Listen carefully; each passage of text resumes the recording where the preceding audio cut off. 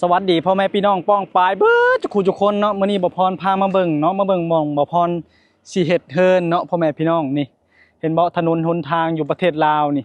มันสิเป็นเส้นเดียวได้พ่อแม่พี่น้องเอ้ยเห็นบ่รถสิแล่นโซนกันเป็นเส้นเดียวนี่คือเส้นทางใหญ่ได้นี่เห็นบ่เนี่ยเส้นทางใหญ่เพิ่นก็สิบ่มีสัญลักษณ์หยังเลยได้เห็นบ่นี่อันนี้คือถนนหนทางบ้านบ่พรเนาะอยู่ข้างในนี่คือเฮิรนบ่พรพ่อแม่พี่น้องเอ้ยเบิ่งก็เฮิรนบ่พรบ่ทันได้มีเงินมีทองเฮ็ดเนาะหากระถมดินไว้พ่อแม่พี่น้องเอ้ยนี่แหละเพราะว่าออกมาจากหมู่บ้านข้างในเนาะหมู่บ้านข้างในก็สิเข้าไปเลิกอีกพ่อแม่พี่น้องเอ้ยบ่พรได้สิถ่ายถนนหนทางเข้าหมู่บ้านให้เบิ่งเนาะนี่ก็คือบ่พรออกมาอยู่ข้างนอกเนาะออกมาอยู่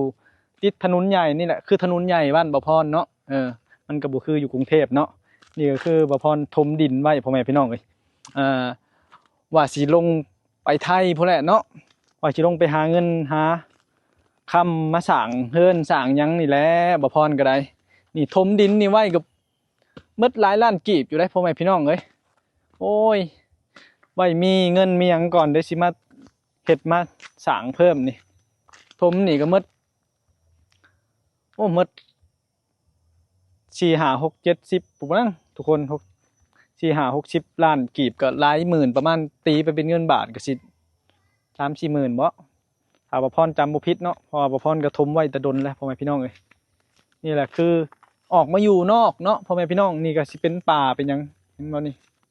เป็นป่าเป็นหยังได้แถวนี้ก็ได้นี่ก็มาหาเขาไฟไว้เขาไฟนี่ก็เสียหลายล้านได้พ่อแม่พี่น้องเอ้ยนี่เขาไฟนี่เห็นบ่เขาไฟนี่เพิ่นก็ให้เสียได้อยู่ลาวแต่ว่าพรจะคู่ว่าอยู่ประเทศไทยนี่เขาไฟฟ้านี่เพิ่นก็ได้เสียอยู่บ่พ่อแม่พี่น้องอันนี้ก็คือยังบ่ได้มีหม้อแบ่งเนาะขนาดเขานำต่อนำเขาเจ้าเนาะต่อนำเขาเจ้านี่ประมาณหลายหมื่นอยู่พ่อแม่พี่น้องหลายหมื่นบาทอยู่นี่ก็คือที่เนาะถมไว้เนาะพ่อแม่พี่น้องเห็นบ่นี่น้ำกระจ้อเลยพ่อแม่พี่น้องเอ้ยแต่น้ำมันบ่ค่อยหลายนี่น้ำมันบ่ค่อยหลาย น้ำบ่ค่อยหลายใช่ที่ละพูยซ้ำบ่ค่อยมีน้ำพ่อแม่พี่น้องเอ้ยเจาะประมาณ10,000 20,000นี่แหละบ่มีน้ำซ้ำนี่คือเฮือนน้อยเถียงนาน้อยเนาะมานอนเฝ้าคลองส่งนั่นให้ลูกชายบ่พรใช่เบิ่งลูกชายบ่พรมีลูกชายเด้อไอ้คิดนะพี่ไว้ใช่น้องเจ้าน่ะลูกฮะเอากล้องพี่ไว้มาพี่บ่พรสิมาเว้าสวัสดีครับว่าสิสวัสดีครับยกมือก่อนบอกยกมือ2 มือจังไดอีกแล้วยกมือไว้นี่เว้าน้ำกล้องนี่ไว้นี่มีคนเบิ่งได้พี่น้องฝั่งไทยเพิ่นเบิ่งยกมือจังดีให้ได้นบก่อนสวัสดีครับสวัสดีครับสวัสดีครับว่าซั่นใช้น้องนะพาพ่อไปเบิ่งน้องดูใช้น้องอยู่ไส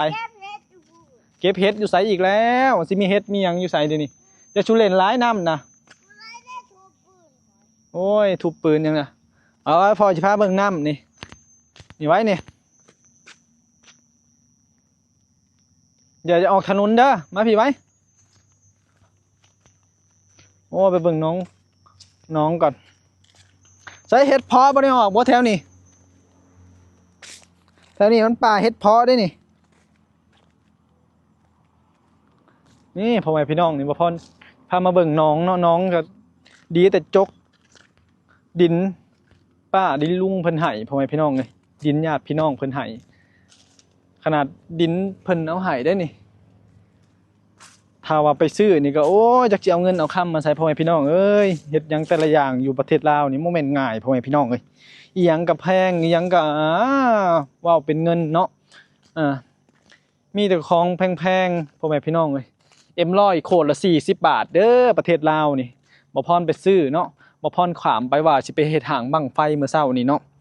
บ่พรขึ้นไปซื้อน้ำเนาะน้ำเปล่านี่โคตรละ 10,000 กีบ M100โคตร 12,000 กีบแต่ว่าคิดบ่พร2โคตรน่ะเพิ่นว่าถ้าเงินไทยแฮงมักเพิ่นว่าบ่พรจกใบ20 บาทออกมา2ใบเพิ่นว่า2ใบโคตร1ป๊าตกคิด โคนละ5,000กีบเนาะแม่ค้าอยู่ประเทศลาวนี่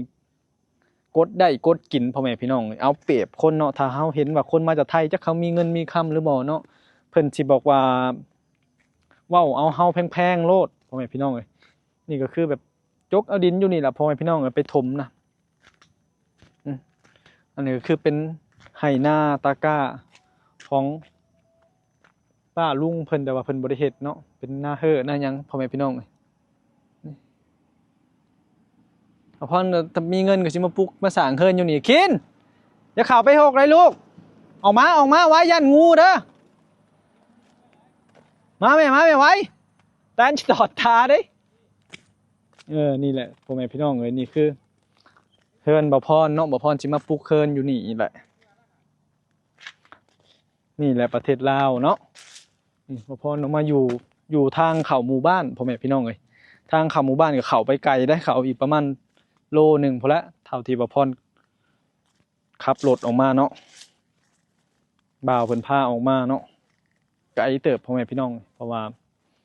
พรก็บ่อยากอยู่หรอกอยู่ในมันใกล้แม่น้ำมันติดริมแม่น้ำโขงเนาะติดริมแม่น้ำเอาก็ออกมาอยู่ทางยางทางหยังข้างนอกดีกว่าเนาะพ่อแม่พี่น้องมันจะไปหันไปนี่ก็สะดวกสบายออกมาอยู่อนาคตคนก็น่าจะออกมาอยู่ข้างนอกนี่แหละพรก็เลยวางแผนว่าออกมาอยู่ข้างนอกดีกว่านี่ก็คือเถียงเพิ่นเนาะลุงเพิ่นปลุกไว้ยามเอาเครื่องเอาของมาไว้นี่ก็มานอนเผาอยู่นี่แหละเอาไก่เอายังมาเลี้ยงก็ได้พ่อแม่พี่น้องอยู่แถวนี้แต่ว่าไก่เลี้ยงไก่มันอยากตายครับว่าเพราะว่าแถวนี้มันใกล้ค่ายทหารเวลาเขายิงปืนยิงหยังไก่มันอยากตายฮะพี่ไว้นี่มาวาดน้ำกล้องนี่ไว้นะคินไปใช่น่ะนี่ขนาดทมนี่ก็เบิดลายนะพ่อแม่พี่น้องเอ้ยหาเงินก็ลำบากทมยังก็ลำบากทมยังก็แพงอยู่ไทยนี่ทุกวันอยู่ลาวนี่ลงไปให้ยังเด้อยู่หันน่ะไว้ขึ้นมาพี่เด็กกับหมดกัดเด็กกับงูไว้ขึ้นมาไว้แตนสิครบแตนสิตอดนะไว้มาพี่ฮะนี่คือลูกชายข่อยเด้อนี่เฮ้ยเบิ่งหน้าดูเพื่อนกับพ่ออยู่บ้านนี่หอมเนี่ยหอมพอเลยไว้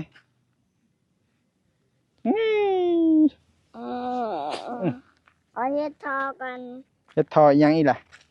เฮ็ดทอถูหน้าเด้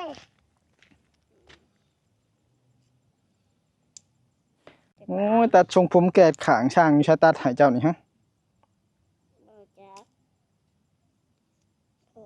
ไป ใส่บ่ถูขางต้องจับให้มันเข้ากันเด้ปืนเด้อซะกูมันพาผม โอ้ยปืนมันเก่าเลยลูกพอมีเงินพอจะซื้อให้ใหม่ปืนนะจะไปเหยียบมันบาดมือนะไว้เอาพี่ไว้ป้าขับมาห่มมันเย็นอะไรนี่แล้วยังบอกไก่มันจะทอดนะยังนะกระดาษทุงขนมบอกไก่แดงๆนะโอ้นี่ก็เงียบสงัดดีขนาดเนาะนี่แหละทุกคนคลิปนี้ก็จบเป็นเพลงเท่านี้แหละเอามาพามาเบิ่งเนาะมาเบิ่งบอลจิปุกเคิร์นนี่หาเงินก่อนจักปีใดสิได้เฮ็ดหาเงินคำลำบากที่ลงไปหาเงินอยู่ไทยพู้นแหล้วอยู่ดีไม่แห้งก่อน